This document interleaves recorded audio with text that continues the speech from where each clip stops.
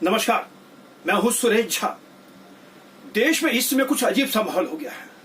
हनुमान चालीसा विवाद, loud speaker विवाद, हिंदू मुस्लिम विवाद, यानी विवाद ही विवाद है। देश में इस समय जहां विकास की बात होनी चाहिए, रोजगार की बात होनी चाहिए, महंगाई की बात होनी चाहिए, तो इस पर हम लोग बात नहीं करते हैं।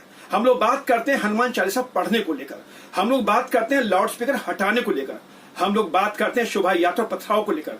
यानी देश में हालात जो है सो बहुत ही चिंताजनक है। इसको किसी की परवाह नहीं है, सब उलझे पड़े हुए हैं। चाणक्य ने कहा था, देश का शासक जब समझो कि धर्म के आधार पर लोगों को बांट दे, तो समझिए सबसे देश का जो मूर्ख जनता होती है उसी के बलबूते पे शासक राज करता है। और देश में आज यही माहौल चल रहा है। आज इसी विषय पर हमारे साथ बातचीत करने के लिए मौजूद राजनीतिक विश्लेषक हैं वीरेंद्र प्रताप सिंह चरका। इनसे बातचीत कर जानने की कोशिश करते हैं कि देश में इस समय जो माहौल चल रहा है इस बारे में इनका क्या कहना है। सर, आपका बहुत बहुत स्वागत है हमारे चैनल में। सर, हनुमान चालीसा विवाद, लाउड स्पीकर विवाद, क्या अब यही मुद्दे रह गए हमारे देश के अंदर? इस देश में मुद्दे तो बहुत हैं। मुद्दों की कमी नहीं है इस देश के अंदर, जो जनमानस के हृदय को व्यथित कर रहे हैं। होता क्या है कि जो इमोशनल अपील्स होती हैं, जो इमोशनल इश्यूज होते हैं, जो कोर वैल्यूज होती हैं, जब कोर वैल्यूज को एड्रेस किया जाता है तो आदमी के दूसरे इश्यूज होते हैं गौण हो जाते हैं, दूसरे इश्यूज जो है बैक बर्नर पे चले जाते हैं। धर्म एक ऐसी चीज है जो आदमी को टच करता है, आदमी के हृदय को टच कर लेता है। मैं इस पर कमेंट नहीं करूंगा कि राइटली और रॉन्गली। एक बहुत बड़ा कालखंड रहा है जहां पर वंचितों की धर्म के आधार पर एक सेक्शन को लगा कि उनकी एक मोनोपोली है, they are much sought after. और 2014 के बाद वो परिवर्तन हो गया और उन मच सॉट आफ्टर को ऐसा लगने लगा कि अब वो they are relegated to back burner, they are no more required. तो अब एक जिसे कुछ लोग आज की डेट में आइडेंटिटी क्राइसिस भी कहते हैं। ये मुद्दा ये कांग्रेस ने खुद बनाया है, कांग्रेस ने दिया ये मुद्दा कभी एग्जिस्ट करता ही नहीं था। कांग्रेस अगर सभी वर्गों को साथ लेके चलती, भेदभाव नहीं करती और सभी वर्गों को मान के चलती कि उनकी अपनी प्राथमिकताओं का भी उनका सम्मान करना चाहिए, और कांग्रेस ऐसा किया होता तो आज ये विषय नहीं उठते। पहले समय में कांग्रेस ने अपनी पॉलिसीज के चलते उन्होंने मुस्लिम अपीसमेंट किया, जिसका काउंटर 2014 के बाद से आज बहुसंख्यक हिंदू समाज कर रहा है और उसके अंदर देख रहा है। ये ठीक है कि कांग्रेस के समय में सब कुछ ठीक नहीं था। कांग्रेस इन इश्यूज को उठाकर अपीसमेंट करके, माइनॉरिटी अपीसमेंट करके कांग्रेस अपना वोट बैंक कंसोलिडेटेड करती थी।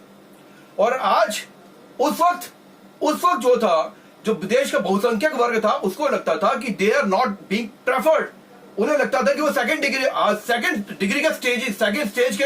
डिग्री के नागरिक है इस देश के अंदर। आज 2014 के बाद वो स्थिति धीरे धीरे बदलाव की ओर आई है। और आज जो बहुसंख्यक है, मैं नहीं कहता सारे, बहुसंख्यकों का एक वर्ग अपनी उस आइडेंटिटी को एस्टेब्लिश करने के लिए वो उसको आगे one step ahead of all आता है।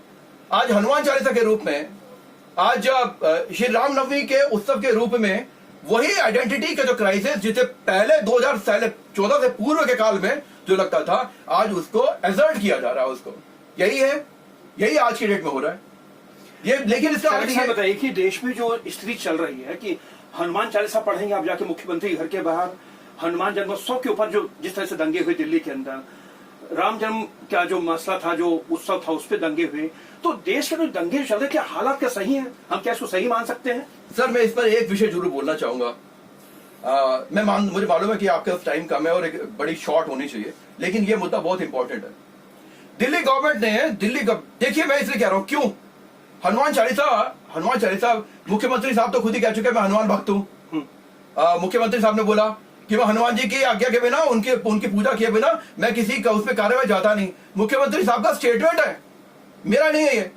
मुख्यमंत्री साहब हनुमान भक्त है, लेकिन उनके कर्तव्य क्या है, क्या कार्य करते हैं मुख्यमंत्री साहब? मैं उनके घर के बाहर किसी का हनुमान चालीसा पढ़ेंगे तो क्या इससे धार्मिक उन्माद नहीं फैलेगा देश में? सर, मैं इसी बात का आपको जवाब दे रहा था। मैं मुख्यमंत्री साहब ने जितनी भी मस्जिदें थी उन्हें मौलवियों की तनख्वाहें, मुतवल्लियों की तनख्वाहें बंधवा दी उन्होंने। हर मस्जिद में, दिल्ली की हर मस्जिद में कानूनी हो गैर कानूनी हो, चाहे सरकारी जमीन पे बनी हो, उन सबको मुख्यमंत्री साहब के आने के बाद से तनख्वाहें बंद गई है। दिल्ली सरकार के हमारे फंड से जा रहा है, इस देश के बहुसंख्यक हिंदुओं के पैसे से जा रहा है, टैक्सपेयर के पैसे से जा रहा है। और हिंदुओं के मंदिर हिंदुओं के मंदिर के पुजारी हिंदुओं के लोग हैं, उनमें से किसी कुछ नहीं रहा। तो हिंदू समाज के एक वर्ग के अंदर ऐसी भावना आ रही है कि ये मुख्यमंत्री चाहे हनुमान जी का नाम लेते हैं, ये इनका पॉलिटिकल स्टंट है। जैसे मैं बात करूं महाराष्ट्र की कि किसी मुख्यमंत्री के घर के बाहर आप हनुमान चालीसा पढ़ेंगे तो इससे धार्मिक उन्माद नहीं फैलता?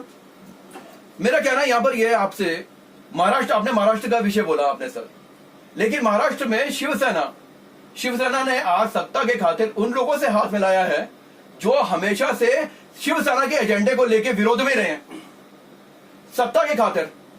ये ठीक है, उनको किसी एंगल पर बीजेपी के साथ, भारतीय जनता पार्टी के साथ या हिंदुत्ववादी जिन्हें कहना चाहिए नहीं था, लेकिन सर मतलब शिवाजी महाराज की झंडा लेकर चलने वाले, भगवा ध्वज को लेकर चलने वाले शिवसेना आज विधर्मियों के साथ, जिनका एजेंडा ही मुस्लिम अपीजमेंट था, जो दाऊद इब्राहिम को, अंडरवुड माफिया को हमेशा से प्रोटेक्शन देते रहे, उनके साथ हाथ मिला के शिवसेना वहां बैठ गई है। और आज शिवसेना के उस विचारधारा को बाला साहब की जो मूल विचारधारा को उसको तिलांजलि देकर सत्ता की कदर से कर रही है। तो शायद बहुत सारे लोग जो शिवसेना के समर्थक भी थे, आज निकल के शिवसेना के मातोश्री के आगे जाके हनुमान चालीसा का पाठ करना कह रहे हैं, उनको याद दिलाना चाहते हैं, लोग शिवसेना जो है जिन मूलभूत विचारधारा के लिए उससे भटक रही है। सर ये बताइए कि देश में इस बेरोजगारी चरम पर है, महंगाई चरम पर है, पेट्रोल डीजल के दाम चरम पर है, गैस के दाम चरम पर है, बिल्कुल त्राही मची हुई है। हम इसकी बात ना करके हम धार्मिक उन्माद में फंसे हुए हैं, उलझे हुए हैं। मैंने आपसे निवेदन किया सर, मैं आपसे पहले भी निवेदन कर चुका हूँ, ये बहुत सामयिक है और हर नागरिक के जीवन में, चाहे irrespective of the religion, Kesavananda Bharati तो कह ही रहा है इस बात को कि आप केशवानंद भारती केस जो सुप्रीम कोर्ट का है, उसने ये बात बोल ही दी है कि आप कॉन्स्टिट्यूशन के बेसिक एलिमेंट्स के साथ, बेसिक स्ट्रक्चर के साथ छेड़खानी नहीं कर सकते आप। अब सवाल इसकी लाइट में हम देखते हैं, हमारा देश जो एक वेलफेयर स्टेट है, राम राज्य की कल्पना जो राम राज्य के विषय में महात्मा गांधी तक बोल चुके, आज हमारे महात्मा गांधी को फॉलो करने वाले वर्तमान सरकार भी महात्मा गांधी साहब को मानती है। अब महंगाई, बेरोजगारी मुद्दा कोई मुद्दा नहीं रह गया, धार्मिक जो है आस्था वाला भी मुद्दा रह गया। मेरा कहना यहाँ पर यह है, ये कुछ लोग अपनी मोमेंटरली अपनी पॉपुलैरिटी के लिए, पॉपुलिस्ट मूव के लिए, जो मूल विषय हैं देश के जनहित से जुड़े हुए हैं, उनको उस पर ध्यान भटकाने की दृष्टि से काम करते हैं और समाज को उत्तेजित करते हैं ताकि समाज का ध्यान जो है उन मूल विषय से हटके दूसरी तरफ चला जाए। लेकिन कौन लोग हैं? तो मेरा कहना यहाँ पर यह है, मैं किसी के विरोध में नहीं हूं, मेरा ओवैसी साहब से मेरा हाथ जोड़ के निवेदन है, मेरा एनसीपी के लोगों से हाथ जोड़ के निवेदन है, मेहरबानी करके इस देश का विकास होने दीजिए। इस देश में जो आपने टैक्सेशन, जो आज बॉम्बे में 120 रुपए लीटर पेट्रोल बिकता है साहब, और बॉम्बे के साथ एक गोवा स्टेट है जहां पर छोटी स्टेट है साहब, और वहां पर 102 रुपए पेट्रोल 1 लीटर बिकता है साहब। तो ये 18 रुपए का डिफरेंस बॉम्बे महाराष्ट्र सरकार खुद ही कम कर सकती है, उस पर भी विचार करिए। उसी ढंग से दूसरे क्षेत्रों में भी यही हालात है, इस पर विचार करना चाहिए। और निश्चित रूप से बाकी सरकारों को भी इस दृष्टि से देखना चाहिए, सिर्फ उनको आइसोलेट करके नहीं देखना चाहिए, क्योंकि इस देश के नागरिक जो हैं सबके बराबर अधिकार हैं, इस देश के सिटीजन हैं, मेरा ऐसा कहना है सर। लेकिन देश में धार्मिक उन्माद जो चल रहा है उसको लेके क्या कहेंगे आप?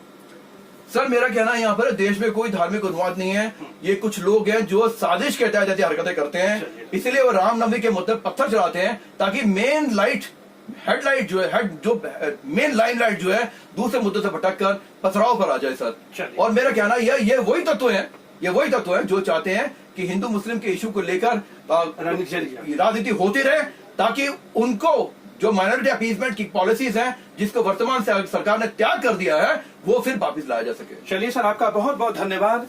ये थे राजनीति विश्लेषक वीरेंद्र प्रताप सिंह चरक जो हमारे साथ बातचीत कर रहे थे। देश में इस समय माहौल जो है वो सबके सामने है, धार्मिक उन्माद फैला हुआ है, हनुमान चालीसा पर विवाद हो रहा है, लाउड स्पीकर विवाद हो रहा है, यानी विवाद ही विवाद है। महंगाई के मुद्दे पे किसी का ध्यान नहीं है। देश के अंदर जो प्रधानमंत्री हैं नरेंद्र मोदी, वो भी चुप हैं, उनकी चुप्पी अब लोगों को खलती है। लोग सब चुप हैं कि आखिर प्रधानमंत्री नरेंद्र मोदी जवाब क्यों नहीं देते, और उनका जवाब न देना कहीं ना कहीं लोगों के मन में संशय पैदा जरूर करता है। कैमरा पर्सन हेमंत के साथ सुरेश झा, न्यूज़ नेट, दिल्ली।